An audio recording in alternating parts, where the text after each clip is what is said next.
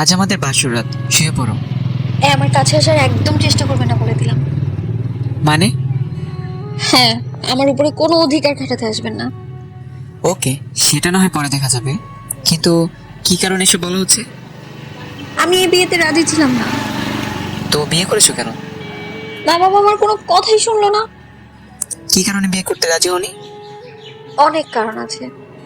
প্রেম টেম করো নাকি? আই বিয়েতে রাজি না হওয়ার কি একটাই কারণ থাকে নাকি আজব? আমি তো জানি এই কারণে অনেকে বিয়েতে রাজি হতে চায় না। আমি অন্য কারণে। কি কারণ? আমার বয়স কত জানেন? পরিবার থেকে জানতে পেরেছি এসেছি দেশও। হ্যাঁ, এবছর এসএসসি দিলাম, আর তার মাঝেই আপনার ফ্যামিলি আর আমার ফ্যামিলি উঠে পড়ে লাগছে বিয়ের জন্য। আমি আমার মাকে কত করে বললাম, মা আমি মিনিমাম ইন্টার পরীক্ষাটা অন্তত দিয়ে নিই, কিন্তু কে শোনে কার কথা? আমার কোনো কথার দামই দিল না, যত দ্রুত সম্ভব বিয়ে দিয়ে দিল। সমস্যা কি ইন্টার পরীক্ষা? হ্যাঁ, ততদিনে আমার বয়সও তো 18 হতো। একটা মেয়ের বিয়ে করার পারফেক্ট টাইম বলা যেতে পারে। ও, আচ্ছা, আপনি তো পড়ালেখা করেছেন, আপনিই বলেন, আমার বাবা মায়ের কি কাজটা করে ঠিক হয়েছে বলেন? না, একদম ঠিক হয়নি। তো এখন কি করবো বলে ভাবছো? আমি যে কোনো মূল্যে ইন্টার পরীক্ষা দিতে চাই। আচ্ছা, সেটা করা যাবে। কিভাবে? আমরা যেখানে থাকবো সেখানকার ভালো কোনো কলেজে ভর্তি করে দেবো। সত্যি? এখন চলো গল্প করি। শুধু গল্পই করব? বাসা ঘরে নাকি বিড়াল মারে, সেটা কি মারা হবে না? না না, মারামারি করা ভালো না। আয়াস মন খারাপ করে চুপ হয়ে আছে। ইন্টার শেষ হওয়ার পরে মাইনেন। মানে? মানে হলো, এই 2 বছর আমাদের মধ্যে কিছুই হবে না। আচ্ছা, ঘুমাও তুমি। আপনি ঘুমাবেন না? না, পরে ঘুমাবো। বুঝি তো, সবই বুঝি আমি। কি বলছো? আমি ঘুমাবো, আর এই সুযোগে আপনি ঘুমের মাঝে আমার কাছে আসার চেষ্টা করবেন। আল্লাহ গো, এত সন্দেহ! হুম, তা নয় তো কি? মা বাবাই তো কথা শুনে নাই, আর আপনি আপনি শুনবেন এটা কি গ্যারান্টি আছে? বিশ্বাস করতে পারো? মিফতাহ তখন কোলবালিশটা টেনে দুজনের মাঝে রেখে আয়াসের দিকে তাকিয়ে। আচ্ছা, আপনি কি প্রেম করেন নাই কখনো? না। এটা মিথ্যে কথা। মিথ্যা মনে হলো কেন? ইউনিভার্সিটিতে পড়েছেন আর প্রেম করেন নাই? এটা আমি কেন, কোনো পাগল বিশ্বাস করবে না। বিয়ের পরে করবো বলে কখনো মেয়েদের পিছু লাগেনি। ও, ওকে, ঘুমাও এখন। ওকে, গুড নাইট। হে আল্লাহ, কি পাপ করেছিলাম যার কারণে তুমি আমার সাথে এমনটা করলে? মনে হয় পৃথিবীতে আমি একমাত্র পুরুষ যে বাসরাতে দুজনের মাঝে কলবাস দিয়ে ঘুমাচ্ছি। কত ইচ্ছে ছিল দুজন দুজনকে জড়িয়ে ধরে গল্প করব, কিন্তু কোনো কিছু হলো না। উল্টে আরো মন মেজাজ খারাপ হয়ে গেছে। এসব ভাবতে ভাবতে ঘন্টাখানেক পার হওয়ার পরে ক্লান্তিতে শরীরে ঘুম চলে আসে আমার। রাত গিয়ে ভোর হয়। ভোরে লাইটের আলোয় আয়াসের ঘুম ভাঙে। আয়াস ঘুমো ঘুমো চোখ নিয়ে তাকিয়ে দেখে মিফতাহ ঘুমটা দিয়ে নামাজে নামাজ পড়তেছে। আয়াস হাত দিয়ে চোখ কচলে চোখের ঘোলাটে ভাব খানিকটা দূর করে। মেয়েটাকে মনে হয় আল্লাহ নিচু হাতে পরম যত্নে বানিয়েছে। এত সুন্দর মেয়ে সত্যিই আমি এর আগে দেখিনি। এসব ভাবতে ভাবতে মিফতাহ নামাজ শেষ করে খাটের উপরে পা উঠিয়ে বসে। এমন হা করে কি দেখছেন? পরি দেখছি। কি, এখানে পড়ে আসলো কোথা থেকে? এই যে আমার শহরে একটু পরি আসতেছে। কে পড়ি? আমার বউ। আমি পড়ি? পরি কখনো দেখিনি, কিন্তু আজকে মানব পরি দেখছি। হইছে, আর পাম দেওয়া লাগবে না। পাপ না, আসলে তুমি সুন্দর, অনেক সুন্দর। এসব বলতে বলতে দরজায় টোকা পড়ে।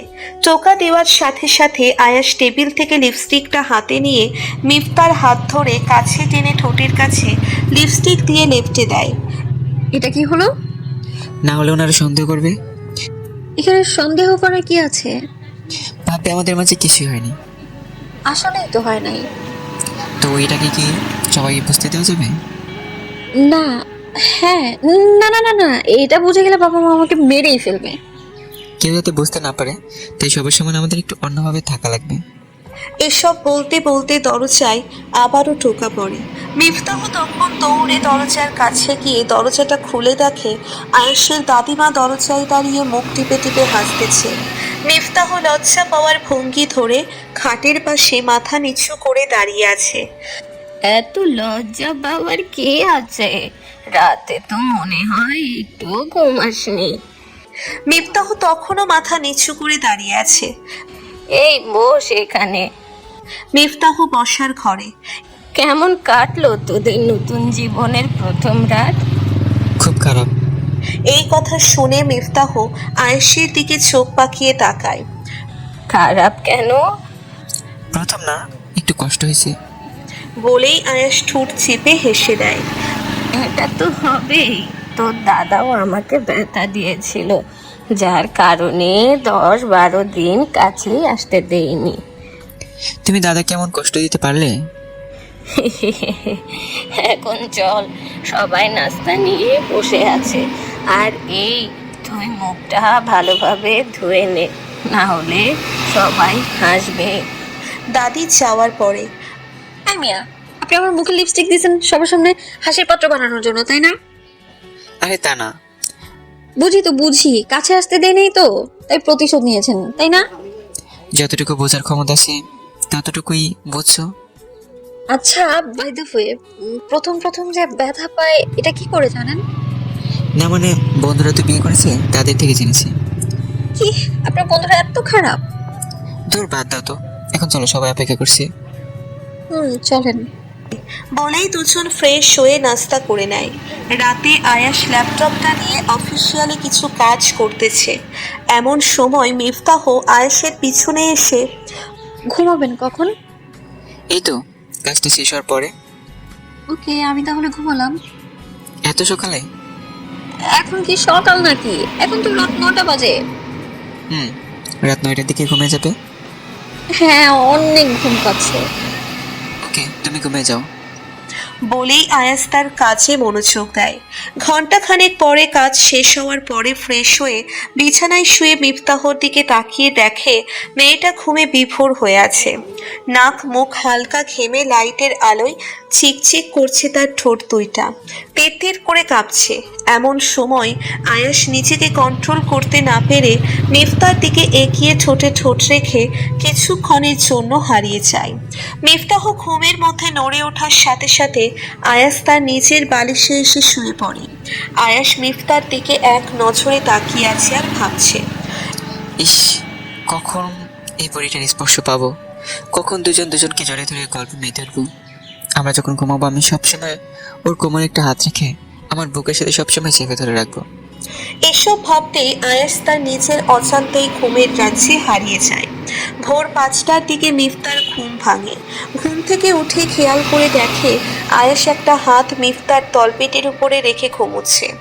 মিফতাহ আয়েশের দিকে তাকিয়ে একটা মুচকি হেসে হাতটা সরিয়ে দিয়ে বিছানা ছেড়ে উঠে ওয়াশরুমে যায় ফ্রেশ হতে। ফ্রেশ হয়ে এসে নামাজ শেষ করে আবার শুয়ে পড়ে। এভাবে কয়েকদিন চলার পরে একদিন সকাল 11টার দিকে, এই রেডি হয়েছিস? হ্যাঁ মা, আমি রেডি। বৌমা কোথায়? ওয়াশরুমে। ওকে, তোরা আয়, আমরা সবাই বের হলাম। বলেই আয়েশের মা চলে যায়। মা যাওয়ার পরে মিফতাহ বের হয়। মা চলে গেছে? হ্যাঁ। তো আমাকে শাড়ি পরিয়ে দিবে কে? তুমি পড়তে পারো না? না। আমি তো ভাবছি তুমি পড়তে পারো। ধুর, এইভাবে তাকানোর কি আছে? এটা কিন্তু বকা না, এটা হচ্ছে আমার মুখের বুলি। আচ্ছা, এখন তাড়াতাড়ি রেডি হও, সবাই নিচে ওয়েট করছে। লেহেঙ্গা পরে ফেলি? বিয়ে লেহেঙ্গা পরে কখনো বাপের বাড়ি যেতে শুনেছো? তো আমি তো শাড়ি পরতে পারি না। ইউটিউব দেখো? অনেক দেখছি তো, একজনে কখনোই পারি না। আরে ট্রাই করো তো। আর আমি তো আছি। আপনার সামনেই শাড়ি পরবো? আমার সামনে পড়লে গোনা হবে নাকি? না না, তা হবে না কিন্তু। কিন্তু কি? আচ্ছা, একটু ওয়েট করেন। বলে মিফতাহ শাড়ি দিয়ে প্যাচ দিচ্ছে আর আয়াস বিছানা থেকে ক্ষুধার্ত বাঘের মতো তাকিয়ে আছে। এমন করে কেন তাকিয়ে আছেন আপনি? হ্যাঁ, ওই দিকে তাকান। ধুর, ধরা খেয়ে গেলাম। কি বলছেন বিড়বিড় করে? কি শোনো? এদিকে আসেন। কেন? কুচি তো ধরেন একটু। আয়াস তখন কুচি ধরার জন্য মিফতার সামনে বসে কুচি ধরে। এই, কোন দিকে তাকিয়ে আছেন? আয়াস এক মনে তাকিয়ে আছে। আরে কি হলো? তখন আয়াস তাকিয়ে আছে। এবার মিফতাহ আয়েশের মাথায় ধাক্কা দিয়ে, কি হয়েছে? অনেক সুন্দর কি? নাভি, এমন একটা সুন্দর নাভি মনে হয় কোনো মেয়েরই নাই। আপনি সবারটা চেক করে আসছেন তাই না? না না, শুধু 10-12 জনে দেখছি। কি? না মানে হ্যাঁ। কোথা যা তুই, আমি কোথাও যাব না। আরে কি হলো? 10-12 জনের নামে দেখলে চলবে? আর অনেক বেশি দেখা লাগবে। যান যান, আরো কয়েকটা দেখে আসেন। আমি হিন্দি সিনেমার কথা বলছিলাম। মানে? মানে হিন্দি একটু মুভি দেখলে নিম্নে 3-4টা দেখার সুযোগ হয়, এটা বলছিলাম আর কি। বাস্তবে দেখেন নাই? সাহসও করিনি। আর করবেন না বলে দিলাম আমি। এখন চলো, মনে হয় সবাই ক্ষেপে আছে। চলেন। দুজনে নিচে নামার পরে, এত দেরি করছিস কেন? তোমার বৌমা শাড়ি পরতে লেট হয়েছে। ও আচ্ছা চল। বলে সবাই গাড়িতে উঠে বসে। গাড়ি মিনিট 10 চলার পরে মিফতাহ আয়েশের হাত ধরে আয়েশের দিকে তাকিয়ে আছে। কিছু বলবা? মোবাইলটা দেন না, কেন? গেমস খেলবো। গেমস নাই তো। প্লে স্টোরে তো আছে। নাও। বলেই আয়াস মোবাইল বের করে মিফতার হাতে দেয়। মিফতাহ কতক্ষণ টেম্পল রান খেলার পরে আয়েশের চোখে ফাঁকি দিয়ে মেসেঞ্জারে ঢুকবে, আর তখনই মোবাইল ফিঙ্গারপ্রিন্ট চাচ্ছে। এটা খুলে দেন। আয়েশ মোবাইলের দিকে তাকিয়ে দেখে মেসেঞ্জারে গিয়ে ফিঙ্গারপ্রিন্টের জন্য আটকে আছে। কি হলো, দিচ্ছেন না কেন? মেসেঞ্জার দিয়ে কি করবা? গেম খেলো। যেটা বলছি সেটা দেন। আয়াস তখন অনিচ্ছা সত্ত্বেও লক খুলে দেয়। লক খুলে দেওয়ার পরে সবার প্রথমেই দেখে কিউটি নামে সেভ করা একটি মেয়ে। এটা কি? কোনটা? এই যে এই মেয়েটা। ও ফ্রেন্ড। Just friend? তোর এইসব কি বলছো? কোনো ফ্রেন্ড কি কিউটি নামে সেভ করে? এমন বন্ধু আমি আজকে প্রথম দেখলাম। আরে কি জানাই পড়লাম রে বাবা। কি ধরা খেয়ে গেছেন? এইসব কি বলছো? মা বাবা শুনবে তো। শুনুক না শুনুক, তাদের ছেলে বিয়ে করে যে আরেকটা লাইন মারছে সেটা তারাও শুনুক। আমি লাইন মারি? তা নয় তো কি, হাতে নাতে ধরা খেয়েও অস্বীকার করছেন আপনি। কনভারসেশন ঢুকো। আমি কার পার্সোনাল কোনো কিছুতে ঢুকি না। পার্সোনাল কোনো কিছুতেই ঢোকে না। পার্সোনাল কোনো কিছুতে না ঢুকলে মেসেঞ্জারে কেন ঢুকলাম? ঢুকছি দেখেই তো ধরা খাইছেন। মিফতা, আমার কিন্তু রাগ উঠতেছে। আমার কি রাগ নাই নাকি? অবিশ্বাস হলে কনভারসেশন দেখো। এই মেয়ে কি তোমার ক্লাসমেট? না, জুনিয়র। তাহলে ব্লক করে দেই। এটা কেমন কথা? যোগাযোগ না রাখলে ঝামেলা কেন হবে? না। তাহলে এত কথা বলতেছেন কেন? এই যে নেন, ব্লক করে দিলাম। আর হ্যাঁ, ভুলেও আনব্লক করে দিবেন না বলে দিলাম। যদি আনব্লক করেন না তাহলে আপনার 14 গোষ্ঠীরা জানাবো। আল্লাহ রে, এটা বউ নাকি শত্রু? আমার জিনিসে শুধু আমারই থাকবে, আর অন্য কারো সংস্পর্শে কখনোই যেতে দেবো না আমি। তোমার কাছে তো আসতে দাও না। 2 বছর সময় নিছি না, 2 বছর পরে দেখবো রে কত কাছে আসতে পারেন। এই 2 বছর আমি কি করব? রাতে বলবো। বলেই বাহিরের দিকে তাকিয়ে মুখ টিপে টিপে হাসতেছে। মিফতারদের বাসায় যাওয়ার পরে মা বাবা দুপুরের খাবার খেয়ে তারা আবার বাসায় ব্যাক করে। বিকালের দিকে আয়াস রুমে শুয়ে আছে, এমন সময় মিফতাহ আসে। ঘুমাচ্ছেন নাকি? না। চলেন না, হাঁটতে বের হবো। চলো। একটু সাজুগুজু করারও কি টাইম দেবেন না? না করছে কি? ওইদিকে ফিরে শুয়ে থাকেন, আমি শাড়ি পরবো। কেন, আমি তাকালে কি হবে? কন্ট্রোল হারিয়ে ফেলবেন তো। না, সামলে নেব। না বাবা, আমি এত রিস্ক নিতে পারবো না। যান ওইদিকে ফিরেন তো। এদিকে তাকাবেন না বললাম। আমি যখন বলবো তখনই তাকাবেন। যদি তার আগে তাকিয়েছেন তাহলে একদম খেয়ে ফেলবো বলে দিলাম। Direct threat? থ্রেট মনে হলে থ্রেটই। ওকে, আমি অন্যদিকে ফিরলাম। বলেই আয়াস অন্য পাশ হয়ে শুয়ে পড়ে। এই কুচিটা একটু ধরেন তো। আমি পারবো না। ধরতে বলছি।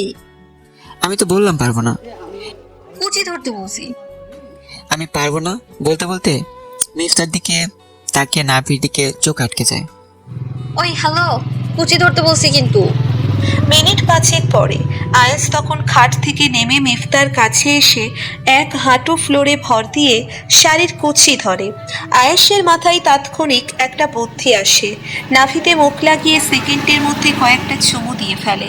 5-7টা দেওয়ার পরে মিফতাহ চোখ বুজে ফেলে। আয়েশের চুল টেনে আরো বেশি করে চেপে ধরে। এমন আরো কয়েকটা দেওয়ার পরে মিফতাহ আয়েশকে ঠেলে দূরে সরিয়ে দিয়ে কোনো কথা না বলে ওয়াশরুমের দিকে চলে যায়। কতক্ষণ পরে আসার পরে এটা কিন্তু কথা ছিল না। কোনটা? এই যে একটু আগে যা হলো। সরি, আমি আউট অফ কন্ট্রোল হয়ে গেছিলাম। আচ্ছা চলেন এখন। চলো। বলেই দুজনে ঘোরাঘুরি করার উদ্দেশ্যে বের হয়। দুজনে চুপচাপ নদীর পাশ দিয়ে হাঁটছে। আপনি কি আসলেই কাউকে ভালোবাসেননি? বিশ্বাস হয় না? সবার কাছে শুনেছি সুন্দর ছেলেরা নাকি প্রেম করে বেড়ায়। এইসব মিথ্যা কথা। ফেসবুকে তো কম করেন না। ফেসবুকে আবার কি করি? ওই যে জাস্ট ফ্রেন্ড। মাইর দেবো কিন্তু। আপনি মাইট দিলে আমি কি বসে থাকবো নাকি? এমা, তুমিও সাথে সাথে দিবা নাকি? যা দিবেন তা তো দিবই, সাথে খামচিও ফ্রি। কি ভয়ানক মাইয়া রে বাবা। নখগুলো সুন্দর না? বলেই বাম হাতের বড় বড় নখ আয়েশের চোখের সামনে তুলে ধরে। আচ্ছা বাবা, আচ্ছা, এত ভয় দেখানো লাগবে না, আমি কখনো মারবো না। এই তো লক্ষ্মী ছেলে। আচ্ছা শুনেন, কি? নৌকা চালাতে পারেন? গ্রামের বাড়ি গেলে মাঝে মাঝে চালাতাম। নাকি মাঝে নিয়ে আবার ডুবিয়ে দেন?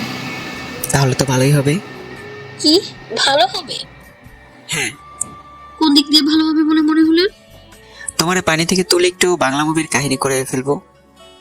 আহা, সব কত। আচ্ছা চলেন এখন। কোথায়? ওই যে ফুচকার দোকানের দিকে। নৌকায় উঠবা না? বাংলা মুভির সিন করার সুযোগ নেওয়ার জন্য? আর ওটা তো মজা করলাম, চলো নৌকায় করবো। একটু পরেই মাগরিবের আজান দিবে, আর উনি আসছে এমন সময় নৌকায় উঠতে। তো কি নৌকা চালানো হবে না? অন্য কোনো একদিন। চলেন এখন, ফুচকা খেয়ে চলে যাবো। ওকে চলো। বলেই দুজন ফুচকার দোকানে যায়। এই মামা, ঝাল করে দুটো ফুচকা দাও তো। আমি ঝাল খাই না। আরে ফুচকার সাথে ঝাল না হলে তো ফুচকাই মনে হয় না। ওকে, 2 বছর পরে। কেন 2 বছর পর কেন? পরে বলবো, এখন খেয়ে নাও। আপনি খাবেন না? না, তুমি খাও। না খেলে আর কি করার, আমিই খাবো। বলেই ফুচকার প্লেট নিয়ে ফুচকা খেতে থাকে। খাওয়ার শেষ মুহূর্তে মুখে ফুচকা নিয়ে এইভাবে তাকিয়ে কি দেখেন? ফুচকা খাওয়ার মধ্যেও যে একটা আর্ট আছে সেটা খেয়াল করলাম। সেটা আবার কেমন? কোনো কবি থাকলে হয়তো এই ফুচকা খাওয়া দেখে 2টা লাইন তোমাকে উৎসর্গ করতো। হয়েছে, আর পাম মারা লাগবে না। পাপ মনে হলে আর কি করার। আচ্ছা এখন চলেন। চলো। দুজন রিকশায় করে বাসায় ফেরার পরে দুজনে ফ্রেশ হয়ে বিছানায় শুয়ে আছে। এই মিফতা, তোমার ভর্তি শুরু হবে কবে থেকে? 4-5 দিন পরেই তো। কি বলো? হ্যাঁ। কোন গ্রুপ নিবা? আপনি কোন গ্রুপে ছিলেন? সায়েন্স থেকে? ওয়াও, তাহলে তো আমার সুবিধা হবে। সায়েন্সই নিবা? আচ্ছা, ইন্টার সায়েন্স নাকি এসএসসি থেকে অনেক কঠিন? তো কি হয়েছে? আমার হোম টিউটর লাগবে। Home tutor? হ্যাঁ। ওকে, কোনো মহিলা মাস্টারকে ঠিক করে দেবো। আমি মহিলার কাছে কেন পড়বো? আপনি না সায়েন্স থেকে পড়েছেন, সো আমি আপনার কাছেই পড়বো। ওকে ওকে, আমি পড়াবো। এখন খেতে আসেন। সবাই মিলে খাওয়ার পরে আয়াস রুমে এসে শুয়ে আছে। মিফতাহ ফ্রেশ হয়ে এসে শোয়ার পরে এইখানে কি? কোনখানে? এই যে এখানে। কোথায়? আরে এখানে। বলেই শোয়া থেকে উঠে নাভিতে হাত রেখে হাতাতে থাকে। কি করছেন? ভাবছি কোনো পোকা হয়তো, কিন্তু না, এখন বুঝলাম এটা কি। তাই বলে এইভাবে হাতিয়ে রাখা লাগবে? আরে আমি তো ভাবছিলাম এটা পোকা অথবা ময়লা টাইপের কোনো কিছু। হয়েছে, আর কথা কাটানো লাগবে না। আমি কথা কাটাচ্ছি না। আচ্ছা বাদ দেন, এখন ঘুমান। Good night. এভাবে 3-4 দিন যাওয়ার পরে কাল সকালের আগে সবকিছু ঠিকঠাক ভাবে গুছিয়ে নাও, কেমন? কালকে চলে যাবেন? হ্যাঁ, অফিসে জয়েন করবো তো তাই। আচ্ছা। পরের দিন সকালবেলা আয়াস, হ্যাঁ মা বলো। এদিকে আয়। হ্যাঁ বলো। মেয়েটা বয়সের দিক দিয়ে একটু ছোট, মাঝে মধ্যে কোনো ভুল করলে বুঝিয়ে শুনিয়ে ভুলটা ধরিয়ে দিবি। আচ্ছা। সাবধানে যাস, কেমন? ওকে। মা, সাবধানে থাকিস, কেমন? দুজন দুজনকে ভালোবাসা দিয়ে আগলে রাখিস। মিফতাহ এই কথা শুনে লজ্জাপতির মতো নিচের দিকে তাকিয়ে দোয়া করবেন। ফি আমানিল্লাহ। বাবা ভালো থাকেন আর নিজের ওষুধগুলো ঠিকঠাক ভাবে খান। পাগলি, এসব নিয়ে তোমার কোনো টেনশন করতে হবে না। ওকে বাবা, গেলাম। গাড়ি এসে পড়ছে। সাবধানে যাস। আল্লাহ ভরসা। বলেই দুজন গাড়িতে উঠে বসে পড়ে। গাড়িতে বসার পরে দুজনেই চুপচাপ হয়ে বসে আছে। আয়াস হঠাৎ করে মিফতার হাতটা ধরে ওর দিকে তাকায়। মিফতাহ চোখ নাচিয়ে জানতে চায়, চুলগুলোকে মুক্ত করে দিলে কি হয়? কিছু হবে না, কিন্তু চুল ছাড়বই বা কেন? কারো চুলের ঘ্রাণটা আমার অনেক ভালো লাগে। তাহলে কাল থেকে সরিষার তেল দিয়ে রাখবো। যা বাবা, তোমার সাথে কোনো কথাই নেই। বলে ইয়ারফোনটা হাতে নিয়ে ভাঁজ করে কানে লাগিয়ে চোখ বুজে গান শুনতে থাকে। মিনিট দুয়েক পরে আয়েশের নাক মুখে তাহার চুরির উপস্থিতি টের পায়। আয়েশ চোখ খুলতে খুলতে মিফতাহ আয়েশের হাতটা ধরে লজ্জায় নিচের দিকে তাকিয়ে আছে। আয়াস মনে মনে ভাবে, হায় আল্লাহ, আমি কি স্বপ্নে আছি নাকি যে মেয়ে শরীরে স্পর্শ লাগতেই চোখ পাকিয়ে তাকায়, আর সেই মেয়ে আমার হাত ধরেছে? এটা ভাবতে কেমন জানি লাগছে। এভাবে তাকিয়ে আছেন কেন? তুমি হাত ধরছো, এটা বিশ্বাসই হচ্ছে না। জান, আপনার বিশ্বাস করা লাগবে না। বলেই মিফতাহ হাতটা হাত ছাড়িয়ে নেয়। আয়াস সাথে সাথে মিফতার হাতটা টেনে নিজের কাছে নিয়ে আসে। আয়াসের এই কাণ্ড দেখে মিফতাহ মুখ টিপে টিপে হাসতেছে। ঘন্টা দুয়েক পরে আয়াসের ফ্ল্যাটের কাছে এসে গাড়ি থামে। গাড়ি থেকে নামার পরে আয়াস মিফতাহকে রুমে নিয়ে যায়। রুমে নিয়ে যাওয়ার পরে, এটাই আমার বাসা। গরিবের বাসা আপনার কাছে কেমন লাগলো? আচ্ছা, এটাতে মানুষ বসবাস করতো নাকি গরু ছাগল বসবাস করতো? হ্যাঁ, অপমান করতেছে কিন্তু। আহারে, আপনার আবার অপমান বোধ আছে? মিফতা, চিল্লানি দিয়ে লাভ নাই, এখন থেকে এসব চেঞ্জ করা লাগবে। আচ্ছা, আপনার কাছে এটা খাট মনে হয় নাকি আলমারি মনে হয়, কোনটা? আমি এমনই। এখন আমি আসছি না, সব ঠিক হয়ে যাবে। কি? কিছু না, এখন কাজে লেগে পড়েন। আমার আবার কি কাজ? রুম গুছানো লাগবে তো। আমি এসব পারবো না। না পারলে রুমে ঢুকতে দেবো না। আমার রুম আমারই ঢুকতে দিবা না? এখন থেকে এই রুমটা আমারও। আচ্ছা, আমি গেলাম। কোথায়? বাইরে থেকে একটু ঘুরে আসি। রাতের খাবারের জন্য বাজার করে নিয়ে আসেন, আমি রান্না করব। সিরিয়াসলি? তুমি রান্না করবে? তো কিভাবে খাবো? আজকে রেস্টুরেন্ট থেকে কিছু নিয়ে আসি। এরকম প্রতিনিয়ত রেস্টুরেন্টের খাবার খেলে তো পাকস্থলীতে প্রবলেম হবে। তার থেকে ভালো ঘরোয়া খাবার খাই। তুমি তো রান্না তেমন পারো না। যাই পারি তা দিয়ে হবে না। হবে তো। তাহলে গিয়ে বাজার করে আনেন, আমি রুম গুছিয়ে নেব। আচ্ছা। বলেই আয়াস বাজার করার উদ্দেশ্যে বের হয়ে যায়। রাস্তা দিয়ে হাঁটছে আর ভাবছে, বিয়ের আগে যখন যে ইচ্ছে হতো তাই করতে পারতাম। 10-12 দিন আগেও যা মন চাইতো তাই করে ফেলছি, কিন্তু এখন আর তা হবে না। বিয়ের পরে একটা মানুষের দায়িত্ব আরও দ্বিগুণ, আর অধিকার হয়ে যায় অর্ধেক। যেমনটা আজ আমার পিচ্চিটা যা করলো। এসব ভাবতেই দোকানে চলে যায়। দোকান থেকে প্রয়োজন মতো সবকিছু নিয়ে বাসায় এসে দরজায় নক করার পরে মিফতাহ এসে দরজা খুলে কোমরে হাত দিয়ে রাগী মুখে নিয়ে তাকিয়ে আছে। এভাবে তাকিয়েছো কেন? এত দেরি হলো কেন? কতক্ষণ লাগছে? 30 মিনিটের মতো। এতক্ষণ লাগে? রিক্সা পাইনি তাই হেঁটে গেছি। ও, দেখি কি এনেছো। বলেই মিফতাহ আয়েশের হাত থেকে ব্যাগপত্র নিয়ে কিচেনের দিকে চলে যায়। আয়াস তখন রিল্যাক্স মুডে টিভির রিমোট নিয়ে সোফায় বসে। কতক্ষণ পরে, এইদিকে আসেন। আসছি। বলেই আয়াস সাথে সাথে মিফতাহর কাছে আসে। পেঁয়াজগুলো কেটে দেন না। বলে ওড়না দিয়ে চোখ মুছতেছে। মা, আমার বউটা দেখি কান্না করতেছে। কান্না না, এগুলো পেঁয়াজের জন্য। হাসলে কিন্তু এখন এই মুহূর্তে সেলফি তুলে আম্মুকে সেন্ড করে দিব। বলবো, মা দেখো তোমার ছেলে আমাকে কিভাবে মারতেছে। কি? হ্যাঁ। ভাত মনে হয় পড়ে যাবে। মিফতাহ তখন তাড়াহুড়ো করে চুপচাপ মনোযোগ দিয়ে কাজ করতে থাকে। রান্না শেষ হওয়ার পরে দুজন গোসল করে আসার পরে খাবার খাওয়ার সময়। খুব বাজে হয়েছে তাই না? না, অনেক মজা হয়েছে।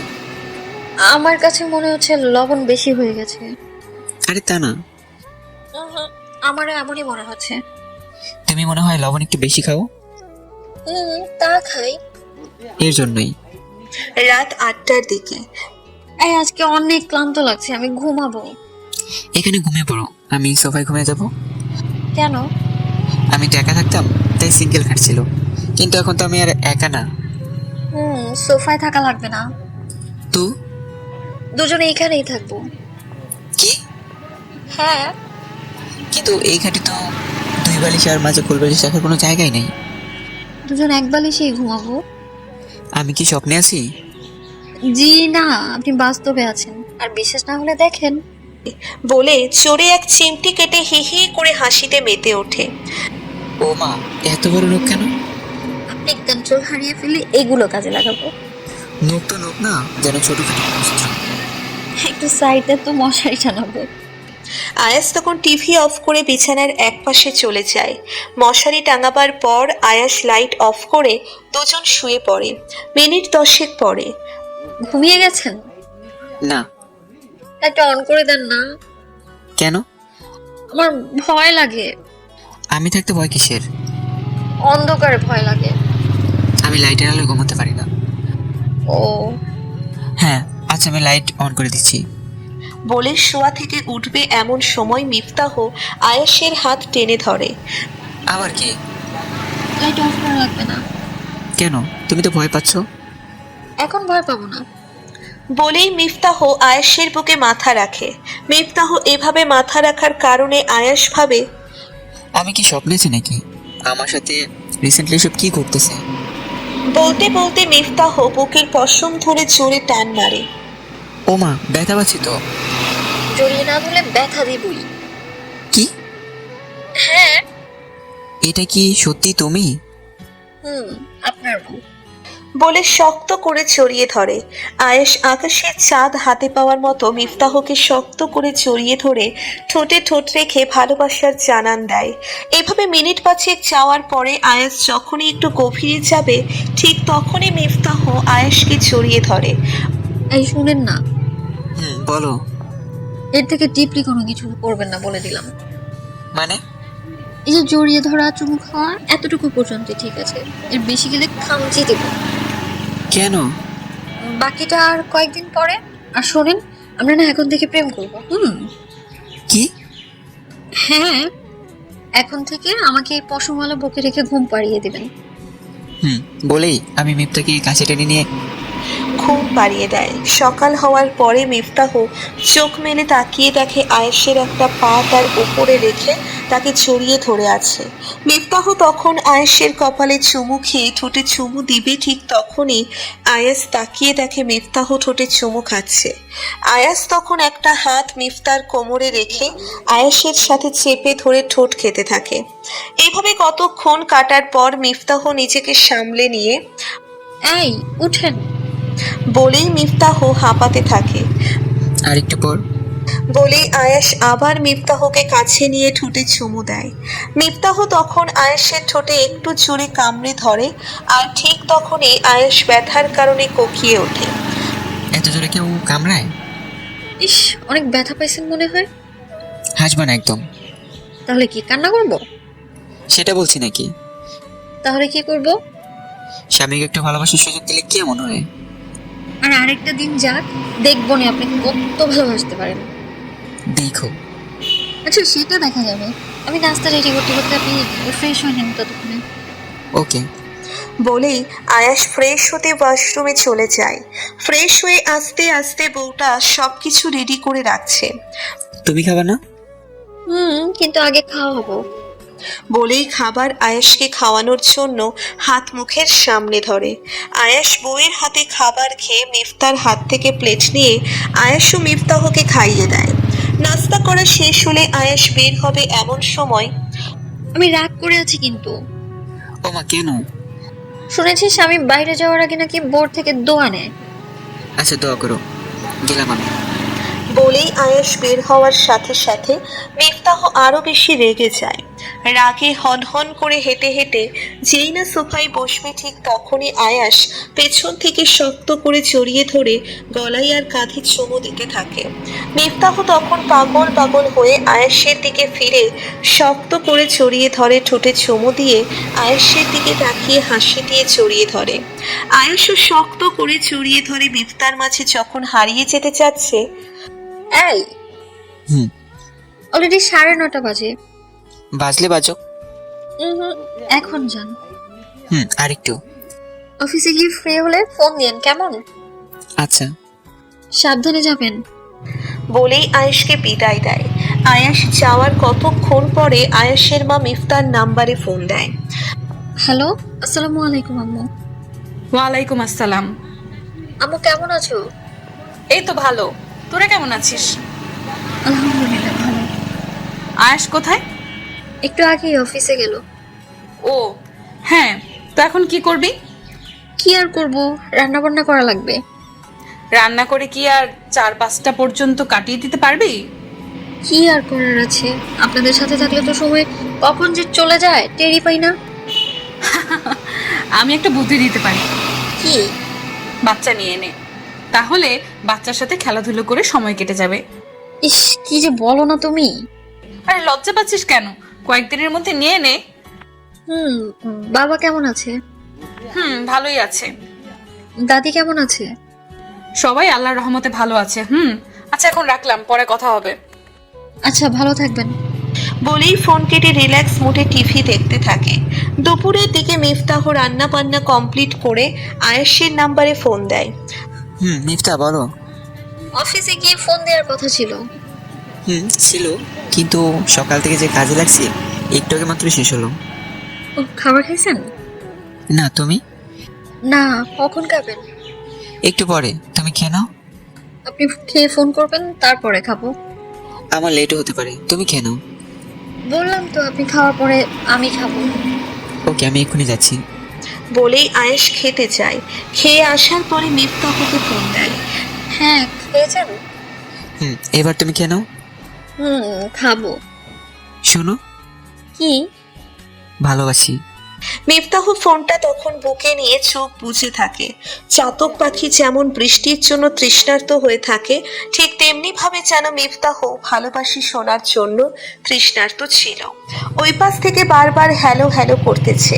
মিফতাহ তখন ফোনটা আবার কানে নিয়ে এই, বলো। আমিও ভালোবাসি। বলেই মিফতাহ ফোনটা কেটে দেয়। আর ওইদিকে আয়াস ভালোবাসি শুনে মুচকি হেসে 4:30-র দিকে আয়াস দরজায় নক করে। মিফতাহ দরজা খোলার পরে আয়াস হাঁ করে মিফতার দিকে তাকিয়ে আছে। এই, এভাবে কি দেখছেন? আমার বউকে। হয়েছে, এত দেখা লাগবে না। এত সুন্দর কেন? আপনার জন্যই তো। আমার জন্যই তো। দরজার বাইরে দাঁড়িয়ে থাকবেন? আয়াস তখন রুমে ঢুকে দরজা লক করে দিয়ে মিফতাহকে কাছে টেনে নেয়। দুজন দুজনের চোখ বরাবর তাকিয়ে আছে। মিফতাহ তখন শার্টের কলার টেনে শক্ত করে জড়িয়ে ধরে। আয়াস মিফতার মাথা উঁচিয়ে ধরে ঠোঁটে ঠোঁট রাখে। এভাবে মিনিট 5 যাওয়ার পরে যান, ফ্রেশ হয়ে আসেন। একটু পর যাচ্ছি। না, এক্ষুনি যান। আর একটু জোরে ধরে থাকি। অন্য সময়, এখন যান। আয়াস তখন অনিচ্ছা সত্ত্বেও ওয়াশরুমে ফ্রেশ হতে চলে যায়। ফ্রেশ হওয়ার সময় আয়াসের মনে পড়ে যে আজকে আসার সময় একজোড়া নূপুর এনেছিল, কিন্তু রুমে ঢুকে জড়িয়ে ধরার পরেই সব ভুলে গেছে। যাক, এগুলো পরে দেওয়া যাবে বলে আয়াস এগুলো নিজের মতো করে রেখে দেয়। রাত 9টার দিকে দুজন পাশাপাশি বসে টিভি দেখতেছে, এমন সময় বৃষ্টি নামে। হ্যাঁ, বৃষ্টি হচ্ছে। বৃষ্টি ভালো লাগে? অনেক অনেক অনেক ভালো লাগে। বোঝাই যাচ্ছে। ক্লাস 7-এ একবার বৃষ্টিতে ভিজেছিলাম, কিন্তু আমার হিটলার মা কি যে পিটানিটা দিছে, সেই ভয়ে এখন পর্যন্ত আর ভিজিই নাই। আহারে, কত কষ্ট। চলেন না আজকে একটু ভিজি। শখ কত। প্লিজ প্লিজ চলেন না। আচ্ছা চলো। চলেন। একটু দাঁড়াও, আমি আসছি। আচ্ছা, তাড়াতাড়ি আসেন। আয়াস আসার পরে দুজন ছাদে যায়। পূর্ণিমা রাতে ঝুম বৃষ্টি কত সুন্দর। এক পা দুই পা করে হাতগুলো প্রজাপতির ডানার মতো ছড়িয়ে ভিজতে থাকে মিফতাহ। আয়াস দাঁড়িয়ে দাঁড়িয়ে ওর পাগলামি দেখতেছে। আসেন না কেন? আসছি। বলে আয়েশা মিফতার সাথে ভিজতে থাকে।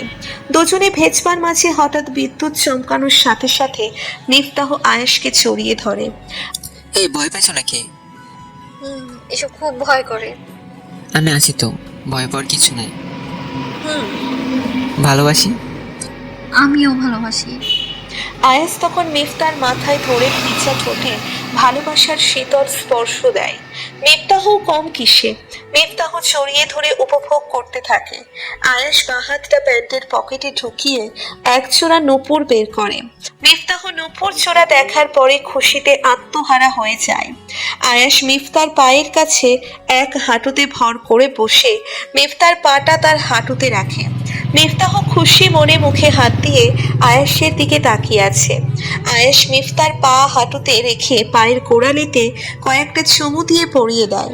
এভাবে অপর পায়েও পরিয়ে দিয়ে উঠে দাঁড়িয়ে মিফতাহকে বুকের সাথে শক্ত করে জড়িয়ে ধরে কানের লতিতে ছোট্ট করে কামড় দেয়। চুপচাপ আয়েশের বুকে লেপ্টে থাকে। আস্তে আস্তে যখন বেশি বেশি আকাশ চমকাতে থাকে তখন আয়েশ মিফতাহকে কোলে উঠিয়ে রুমে নিয়ে আসে। রুমে নিয়ে আসার পরে যাও ওয়াশরুমে কি তাড়াতাড়ি ড্রেস চেঞ্জ করে নাও। আপনি চেঞ্জ করবেন না? করবো তো। কখন? তুমি শেষ করে আসার পর। আচ্ছা চলেন দুজনে একসাথে চেঞ্জ করবো। কি? হ্যাঁ বলে হাসতে হাসতে ওয়াশরুমে ঢুকে যাই। দুজন ড্রেস চেঞ্জ করে আসার পরে এই টেবিলে বসেন, আমি খাবার নিয়ে আসছি। তুমি নিয়ে আসো। মিফতাহ সব রেডি করে নিয়ে আসার পরে আসেন। আয়াস চেয়ারে বসার পরে হ্যাঁ করেন। তুমি খাইয়ে দিবে? হ্যাঁ, একদিন আমি খাইয়ে দেব আর একদিন আপনি খাইয়ে দিবেন। ওকে ডান। এখন লক্ষ্মী ছেলের মতো হা করেন। এভাবে খাবার শেষ করার পরে দুজন এক বালিশে শুয়ে আছে। আয়াস তখন মিফতার তলপেটে হাতটিকে কাছে টেনে আনে। কি করছেন? কিছু না তো। ঘুমান। ঘুম আসছে না। চেষ্টা করেন, ঘুম চলে আসবে। চেষ্টা করেও ব্যর্থ। শুলে নিতে এখন ঘুম এমনি আসবে না। তো কিভাবে আসবে? কাউকে বকে নিলে। নিতে না করছি নাকি? কাছে টেনে আনছি দেখি এত প্রশ্ন। আর বকে নিলে কি হতো? নিয়েই দেখেন। আয়াস তখন সূচক হাতছাড়া না করে মিফতাহকে বুকে নিয়ে নেয়। মিফতাহ আয়াসের বুকে ঠাঁই পেয়ে সেও আয়াসকে জড়িয়ে ধরে। এভাবে দিব্যি তাদের দিন চলতে থাকে। মাস ছয়েক পরে সেদিন ছিল শুক্রবার। শুক্রবার ছুটির দিন, তাই আয়াস নিশ্চিন্ত হয়ে ঘুমোচ্ছে। এমন সময় একটা অপরিচিত নাম্বার থেকে ফোন আসে। মিফতাহ ফোনের শব্দ পেয়ে কিচেন থেকে দৌড়ে এসে ফোন রিসিভ করার পরে, হ্যালো আয়াস। জি, আপনি কে? তোমার ভাইয়া কোথায়? তোমার ভাইয়াকে ডেকে ফোনটা দাও। ভাই? তোমার ভাইয়াকে ডাকো। কে আপনি? আমি তোমার ভাবি। হোয়াট? এখন তোমার ভাইয়াকে ডাকো। এই যে শুনেন, উনি আমার হাজবেন্ড হয়। কি? কেটে দেওয়ার পরে এই উঠেন। বলো। টেবিলের কাছ থেকে এক গ্লাস পানি নিয়ে আয়াসের উপরে ছুঁড়ে মারে। কি করছো? তোর একটা দিয়ে হয় না? কি বলছো এসব? কিছুই বুঝতেছি না। ভাবছিলাম তুই ভালো, কিন্তু এখন দেখি তুইও অন্য সবার মতো। ছি। আরে কি হয়েছে খুলে বলবা তো? লাস্টে 97 এই নাম্বারটা কার? কখন ফোন দিছে? আমার প্রশ্ন কি এটা ছিল? এই আমি কি জিজ্ঞাসা করেছি এটা? না মানে ফ্রেন্ড। কেমন ফ্রেন্ড? বেস্ট ফ্রেন্ড ছিল। এখন বউ বানাইছেন তাই না? কি বলছো এসব? এত আশ্চর্য হওয়ার তো কিছু নেই। আগে বেস্ট ফ্রেন্ড ছিল আর এখন আরো বেশি কিছু, তাই না? মোবাইলটা দাও তো। মিফতাহ তখন খাটের উপরে মোবাইলটা ছুঁড়ে ফেলে কান্না করে দেয়। এই মিফমনি, লক্ষ্মী আমার, কান্না করতেছো কেন? ছাড়েন, আমি আপনার কেউ না। বলেই কিচেনের দিকে চলে যায়। আয়াস তখন মোবাইল আনলক করে ফোন আসা নাম্বারে ফিরতি ফোন দেয়। এই নাবিলা, তুমি তাকে এসব কি বলছস? আরে ভাই, মজা করতেছিলাম, কিন্তু তোর বউ তো রাগে একদম শেষ। এখন এই রাগ আমি কিভাবে ভাঙাবো? তুই ওর কাছে গিয়ে লাউড স্পিকার দে। ওকে। আয়াস তখন লাউড স্পিকার দিয়ে চুপচাপ করে পিছনে গিয়ে দাঁড়ায় ফোনের ওই পাশ থেকে। ওই পাগলি, আমি আসলেই ওর খুব ভালো ফ্রেন্ড। আমি তো ভাবছিলাম মজা করব, কিন্তু তুমি আর করতে দিলা না। বলেই নাবিলা হাসতে থাকে। তখন আয়াসের কাছ থেকে ফোনটা নিয়ে কেটে ওর দিকে অগ্নিময় নজর দিয়ে তাকায়। সরি। আমি রাগ করলে অন্য কেউ রাগ ভাঙাতে আসবে? না। তাহলে তুই ভাঙাতে আসলি না কেন? সরি। যাও এখন। ভালোবাসি। কেমন ভালোবাসেন আমার জানা আছে। অনেক ভালোবাসি। হয়েছে, ছাড়েন এখন। কোনো ছাড়াছাড়ি নাই। তাহলে রান্না করবে কে? রান্না করা লাগবে না। বলেই মিফতাহকে কোলে তুলে নেয়। মিফতাহ তখন কোনো কিছু না বলে আয়েশকে শক্ত করে জড়িয়ে ধরে রাখে। রাত 10টার দিকে দুজন শোয়ার পরে। এই, হ্যাঁ বলো। মা না একটা কথা বলছিল। কি? বলবো? হ্যাঁ বলো। আমার লজ্জা করে। হ্যাঁ, এত লজ্জা পাওয়ার কি আছে, বলো। আম্মু বলছে ওনাকে নাকি নাতি নাতনি গিফট করতে হবে। কি? হ্যাঁ। কিন্তু এটা তো এখন সম্ভব না। কেন সম্ভব না? কেন আবার? আমার বউ তো 2 বছরের সময় নিছে। 2 বছরের সময় নিছে কি জন্য সেটা কি জানো? ইন্টারের জন্য। না, তাহলে? বিয়ের আগে তো কখনো প্রেম করিনি, তাই এই 6 মাস চুটিয়ে প্রেম করছি। তো কোনো বাধাও দিতে পারে নাই। ভাবছিলাম এভাবেই 2 বছর কাটাবো, কিন্তু পরে আবার মনে হলো ধুর, সবকিছু হওয়ার পরেও তো প্রেম করা যাবে, তাহলে শুধু শুধু কেন আমার জানুটাকে কষ্ট দিই? এই তাহলে কথা। হুম। তাহলে কি মা বাবা নাতি নাতনি আনার চেষ্টা চালিয়ে দেবো? সেটার জন্যই তো এতদিন বসেছিলেন। এই, হ্যাঁ বলো। সারা জীবন ভালোবাসা থাকবে তো? ইনশাল্লাহ সারা জীবন থাকবে। আর যদি অবহেলা করো না, তাহলে নিজেকে একদম শেষ করে ফেলবো। এসব বলে না পাগলি আমার। ভালোবাসি বর। আমিও ভালোবাসি আমার লক্ষ্মী বউকে। হুম। এই দেরি হয়ে যাচ্ছে। কিসে দেরি হচ্ছে? ইস, দেখি মা বাবার গিফটটা খুঁজে বের করি। বলেই আয়েশ মিফতার সাথে মিশতে শুরু করে।